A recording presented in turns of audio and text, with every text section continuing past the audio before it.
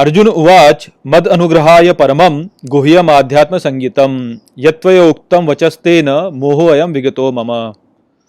नमस्कार मित्रों। ये जो श्लोक है भगवत गीता के 11वें अध्याय का पहला श्लोक है, जिसे हम आज गहराई से समझेंगे। तो आइए सबसे पहले इसके अर्थ को समझते हैं। तो जो श्लोक है वो कहता है, अर्जुन उवाच अर्थात अर्जुन बोले, मदनुग्रहाय परमम अर्थात मेरे अनुग्रह के लिए, परम गुह्यम आध्यात्म संगीतम अर्थात गहन आध्यात्म का ज्ञान, यत्त्वया उक्तम वचस्तेन अर्थात जो आपने बोला है, इन वचनों द्वारा मोहो अयम विगतो मम अर्थात ये मोह गया मेरा।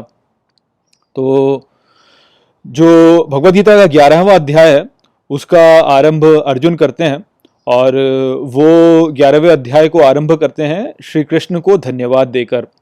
तो वो श्री कृष्ण से कहते हैं कि मेरी कृपा के लिए जो ये परम गहन आध्यात्म का ज्ञान आपने यहाँ पे कहा है, इस आध्यात्म के ज्ञान को प्राप्त करके मेरा मोह समाप्त हो गया है।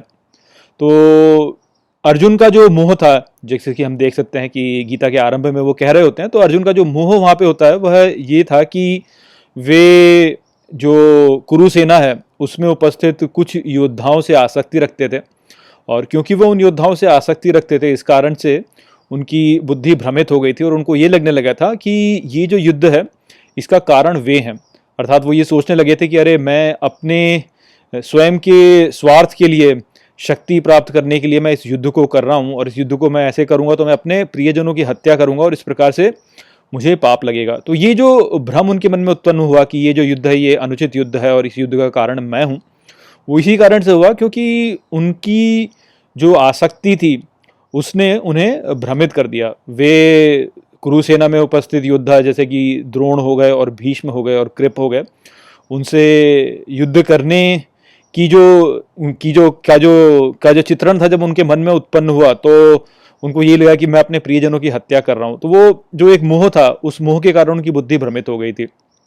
तो वो इस बात को नहीं समझ पा रहे थे वास्तव में कि ये जो युद्ध है यह वास्तव में एक धर्म युद्ध है, और इस सृष्टि में चल रही जितनी भी घटनाएं होती हैं वह सभी घटनाएं वास्तव में एक दिव्य यज्ञ का भाग हैं। तो उसी प्रकार से ये जो युद्ध है ये भी उस दिव्य यज्ञ का ही भाग है, और ये युद्ध वास्तव में श्री कृष्ण करवा रहे हैं, और श्री कृष्ण इसलिए करवा रहे हैं ताकि धर्म की स्थापना हो सके। तो इस बात को अर्जुन नहीं समझ पा रहे थे, और वे सोच रहे थे कि मैं ही करता हूँ, मैं ही इस युद्ध का कारण हो रहा हूँ, मैं अपने स्वार्थ के लिए इस युद्ध को करवा रहा हूँ। तो ऐसा सोचने लगे थे। वो ये नहीं सोच पा रहे थे कि श्री कृष्ण जो है वो वास्तव में इस युद्ध को चाहते हैं ताकि जो ये सृष्टि है उसमें धर्म की स्थापना हो सके। तो ऐसी जो स्थिति होती है वो हम सभी के साथ में वास्तव में हो जाती है, क्योंकि हम बार बार ये भूल जाते हैं कि कर्ता वास्तव में तो परमेश्वर ही है। हम तो केवल उसके हाथ में एक साधन है जिसके द्वारा वह अपनी इच्छा शक्ति इस सृष्टि पर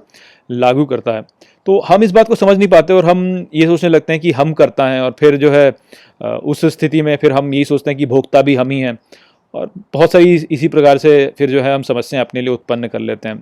तो हमें यहाँ पे समझना चाहिए कि जो भी कर्म यहाँ पे हो रहा है उसका जो परम भोक्ता है और उसका जो परम कर्ता है वह परमेश्वर है, और हम परमेश्वर के हाथ में केवल एक साधन है जिसके द्वारा वह अपनी इच्छा शक्ति को इस सृष्टि पर लागू करता है। और हमें ये भी समझना चाहिए कि जो हमारा अहंकार है उसकी जो इच्छा शक्ति होती है वह बहुत ही सीमित है। हमारी इच्छा शक्ति अहंकार के रूप में केवल इतनी होती है कि हम अपने कर्म का चुनाव कर सकते हैं, उसका जो परिणाम होगा उसके ऊपर हमारी कोई भी इच्छा शक्ति लागू नहीं होती। तो हम केवल अपने कर्म का चुनाव कर सकते हैं। तो यदि हम कर्म का चुनाव ठीक प्रकार से करेंगे तो हम ईश्वर की ओर प्रगति करेंगे, और यदि हम नहीं करेंगे तो फिर अपने कर्मों के फल हमें भोगने होते हैं। तो इसलिए उचित कर्म का चुनाव बहुत ही महत्वपूर्ण होता है, और ये जो उचित कर्म का चुनाव होता है ये केवल तभी हो पाता है जब हम कर्म के फलों से आसक्ति छोड़ दें। यदि हम कर्म के फलों से आसक्ति छोड़ देंगे तभी वास्तव में हमारा मन इतना स्पष्ट हो पाएगा कि हम समझ पाएंगे कि क्या उचित है क्या अनुचित है। अर्जुन वास्तव में आसक्त हो गए थे, वे भीष्म से आसक्त हो गए थे, वह द्रोण से आसक्त हो गए थे, वे कृप से आसक्त हो गए थे, और इस आसक्ति के कारणों को ये लगने लगा था कि अरे मैं युद्ध करूंगा तो मेरे ये जो प्रियजन है ये मृत्यु को प्राप्त हो जाएंगे। तो ये जो आसक्ति थी इसी ने उन्हें भ्रमित कर दिया था, और वो भ्रम जो है वो फिर ऐसे सामने उत्पन्न हुआ कि उनको लगने लगा कि अरे मैं इस युद्ध को मैं करवा रहा हूँ, अपनी स्वार्थ के लिए करवा रहा हूँ। तो वो इस प्रकार के तर्क देने लगे थे ताकि वह पीछे हट सकें युद्ध से। तो इस कारण से वो पीछे हटने लगे थे फिर युद्ध से। उनको ये लगने लगा था कि ये युद्ध अनुचित है। यदि उनमें आसक्ति ना हो, यदि उनमें अपने प्रियजनों में आसक्ति ना हो, तब वो स्पष्ट देख सकेंगे कि ये जो युद्ध है ये तो उचित युद्ध है, यहाँ पर धर्म की स्थापना के लिए युद्ध किया जा रहा है। तो तब वह उस बात को उचित रूप से देखेंगे। तो यही यहाँ पे बात अर्जुन कह रहे हैं कि आपने जो यहाँ पे मुझे संदेश दिए, आपने जो बताया कि परमकर्ता कौन होता है और ये सृष्टि जो है ये एक दिव्य यज्ञ है और अपने कर्मों के फलों के साथ में हमें आसक्त नहीं होना चाहिए। तो इस ज्ञान के द्वारा अब मेरा भ्रम दूर हो चुका है। तो ये यहाँ पर अर्जुन ने श्री कृष्ण को बताया। तो आशा करता हूँ कि मैंने इस श्लोक को आपको अच्छे से समझा दिया होगा। चलिए इसी के साथ इस वीडियो को यहीं पे समाप्त करते हैं। नमस्ते।